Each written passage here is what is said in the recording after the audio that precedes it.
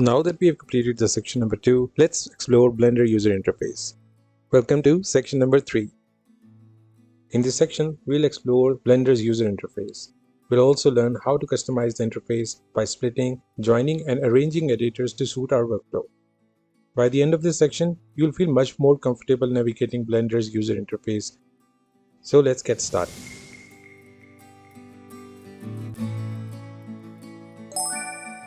Welcome back. In this video, we will explore Blender's user interface in detail.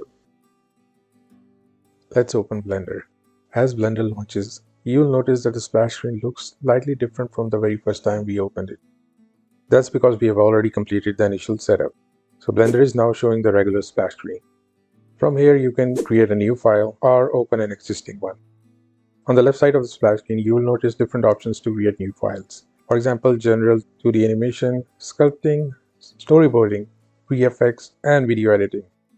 To dismiss the splash screen, click anywhere outside the splash screen area.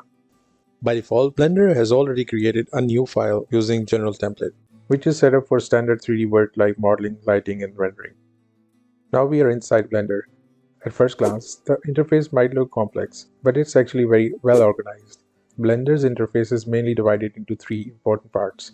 The top bar that is represented in blue color, the areas or main workspace in green color, and the status bar in the red color. Let's go through them one by one. The top bar consists of main menu, Workspaces tabs, and scenes and layers. Let's explore the main menu first. The main menu is composed of File menu, Edit menu, Render menu, Window, and Help. The File menu is used to manage your Blender files. From here you can create a new file, open an existing one, save your work, or import and export files. This is one of the most commonly used menus. Next is the Edit menu. This includes options like Undo and Redo, Preferences, and some other general settings. You'll often use this menu to customize Blender. Then we have the Render menu. This is used when you want to generate an image or an animation from your scene. We'll explore this menu later in detail. Next is the Window menu. This helps to manage Blender windows and layouts. You won't need this much as a beginner, but it's good to know that it's present here. Finally, we have the Help menu. This provides access to documentation, tutorials, and some other resources. Right next to the menu, you'll see the Workspace tabs like Layout, Modeling, Sculpting, and more. Each one is designed for a specific type of work and comes with a different setup. For now, we'll stick with the Layout workspace. If you have more tabs that can fit on the screen, you can scroll through them using your middle mouse wheel. Now let's take a look at the Scene and View layer controls. These options can be found at the right side of the top bar. First, we have the Scene drop-down. A scene in Blender is like a container that holds everything in your project, including objects, cameras, lights, animations, and settings. You can create multiple scenes within a single Blender file. This can be useful if you want to work on different setups or variations without affecting your main scene. For now, we will be working with the default scene only. Next to it, we have the View layer. A view layer allows you to control how objects are organized and displayed during rendering. You can think of it as a way to control the visibility and rendering of different elements in your scene. For example, you can choose which objects should appear in a render and which one should be hidden. For beginners, you don't need to worry too much about View layers option yet. We will be using the default setup for now. Now let's explore how areas or workspace is organized. Areas or workspace is represented in green color. It's a hierarchy made of three main components: workspace, areas, and editors. Let's break it down step by step. At the top, we have the workspace. Each workspace is designed for a specific task, for example, 3D modeling. The workspace is divided into a number of rectangles called areas. Areas reserve screen space for editors such as 3D Viewport or the Outliner. Each editor offers a specific piece of functionality. Editor is then further divided into regions. Regions can have smaller structuring elements like tabs and panels with buttons, controls, widgets placed within them. Now that we understand the basic idea of Blender's interface hierarchy, let's explore it together directly inside Blender. As you can see, we are currently in the Layout workspace that is outlined in green color. We'll be focusing on this workspace. You'll notice that the interface is divided into multiple rectangular sections that is represented in yellow dotted lines. These sections are known as areas. For example, this large section in the center, these two panels on the right, and this section at the bottom. All of these are different areas. To get a better view, let's resize these areas slightly. You can do this by simply clicking and dragging these borders between them. Now inside each area, represented in reddish pink color, we have something called an editor. It's actually a tool or functionality inside that area. For example, this is a 3D viewport editor where we work with 3D objects. This panel on the top right is known as Outliner, which shows all of the objects in the scene, and below that is the property editor, where we adjust the settings. And at the bottom we have the timeline editor. Now inside each editor, there are smaller sections known as regions. Here the regions are represented in blue outlines. Regions are part of an editor that provide additional tools or information. Regions can have toolbars, buttons, panels, controls, and other widgets. This structure makes Blender extremely flexible. You can resize areas, switch editors depending on your workflow. That covers the Blender user interface and how it is structured. Once you understand this layout, working in Blender becomes much more comfortable and less overwhelming. Now let's take a closer look at the status bar. Located at the bottom of the screen, the status bar is very helpful, especially when you're learning Blender. It gives you real-time hints and feedback based on what you're doing. For example, try pressing like Ctrl, Shift, or Alt keys on your keyboard. As you press them, look at the status bar. You will notice that it updates and shows you different shortcut hints and possible actions. This helps you discover shortcuts and hints without having to memorize everything. Now let's look at another example. Move your cursor towards the border of the toolbar. When your cursor changes, it means you can resize the area. At the same time, if you look at the status bar, it will display a hint telling you what action is possible. In this case, resizing the toolbar. So the status bar acts like a guide to you. It shows you what actions are available depending on where your mouse is and what keys you are pressing. Now that we have good understanding of Blender's interface, let's move to our next lesson.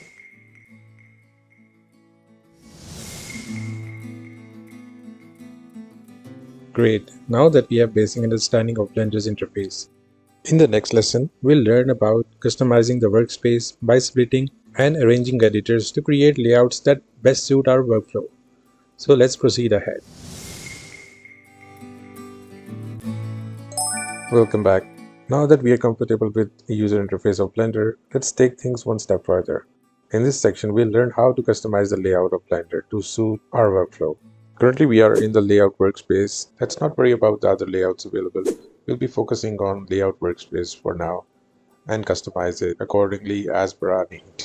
Blender user interface is very flexible. You're not limited to the default layout. You can rearrange it however you like. As you move your mouse around the interface, pay close attention to how the cursor changes. Blender gives you the visual hints to show what actions are possible. When you move your cursor to the border between the two areas, the cursor changes into a double-sided arrow. This means you can resize this area. You can simply click and drag to adjust their sizes. Now if you move your cursor to the corner of an area, you'll notice a different icon. It changes to a plus shape icon. This indicates that you can split the area or perform different actions. Let's do some practice and let's resize the areas in our workspace. Let's move our cursor to the border and see how the cursor changes to the double-sided arrow. With the help of left mouse button, you can drag it down or upward to resize it. Let's move our cursor to the other side of the area and press the left mouse button and drag it towards the left side or the right side to resize the areas. Let's do one more example. Move your cursor to the border between these two areas, press the left mouse button and drag downward or upward to resize them. Before we explore docking, splitting, joining and swapping areas, let's quickly take a look at the editors in the layout workspace. If you look at the top left corner of each area, you'll notice a small icon. This icon represents the editor type, and it allows you to change the editor if needed. For example, in the left side we have the 3D viewport. On the top right we have the outliner. Just below that we have the properties editor. And at the bottom we have the timeline. These are the default editors in the layout workspace. Now for a better view, let's quickly resize the areas once again by dragging their borders. Now let's talk about docking. It allows you to interactively adjust and organize areas in Blender. Docking includes actions like splitting, joining, and rearranging the areas. To begin, move your cursor to the corner of any area. You'll notice that the cursor changes into a plus shape icon. Once you see this, click and hold the left mouse button to start interacting. This indicates that you can split an area or perform different actions. Now press the left mouse button and drag it to the right side. You see that mouse cursor is changed to a different icon. This represents that you can split the area into two parts. One important thing that I would like to mention that we have not released the left mouse button yet. Now to join two areas, click and drag from the corner of area into another. As you do this, you'll notice one of the areas become highlighted. You can release the left mouse button to join these two areas. When you are joining areas, pay attention to how far you drag. If you stay near the corner or edge, Blender will join the areas. But if you drag a bit further, you can actually move the area. Dropping it to the center will replace the existing area completely. Now by keeping your left mouse button selected, drag it back to the Properties editor to experience a vertical or a horizontal split. As of now, we're not going to split or join the selected area, but we are going to cancel the operation by pressing the escape key before releasing the mouse. Now let's look at another way to manage areas using the right-click menu. Instead of dragging from the corners, you can simply right-click on the border between two areas. This will open a context menu with several different options: vertical split, horizontal split, join right, join left, and swap areas. So right-click menu gives you a more precise and controlled way to split, join, and swap areas. It's especially useful when you want to make quick adjustments without mouse dragging. Let's try a few options for the property editor. Right-click on the border between the outliner and the properties editor and select the swap areas option. As a result, the outliner and property editor areas will be swapped. Let's swap these areas back so that the outliner is on the top of the properties panel. Now that we have seen how to adjust and organize the layout, let's customize it to focus more on the 3D viewport. For this, let's join the properties and outliner areas first. Right-click on the border between the outliner and the properties editor and select Join Up. And then join the 3D viewport with the timeline editor. And lastly, join the 3D viewport with the properties editor. This will give more space to the 3D viewport, allowing us to focus on it more clearly. That is it for this video. Thank you very much for watching. I'll see you in the next one.